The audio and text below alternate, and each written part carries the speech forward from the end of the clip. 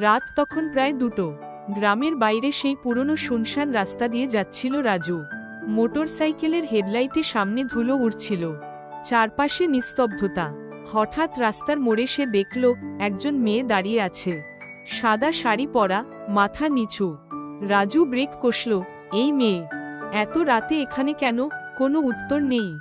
রাজু ভেবেছিল হয়তো কেউ বিপদে আছে। সে নামতেই মেয়েটি ধীরে ধীরে মাথা তুলল, চোখ দুটো রক্তলাল, মুখে এক অদ্ভুত হাসি। রাজু চিৎকার করে বাইক চালিয়ে পালাতে লাগল, কিন্তু যতই গতি বাড়ায়, পেছনের আয়নায় দেখল সেই মেয়েটি তার পেছনে উড়ছে। শেষে একটা পুরনো গাছের কাছে এসে বাইক বন্ধ হয়ে গেল, চারপাশে শুধু বাতাসের গর্জন। হঠাৎ রাজু শুনল কানফাটা হাসি।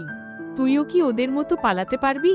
পরদিন সকালে লোকজন রাস্তার ধারে রাজুর বাইকটা পেল, কিন্তু রাজু নেই, শুধু হেলমেটের ভিতরে একটা সাদা ফুল পড়েছিল। ফুল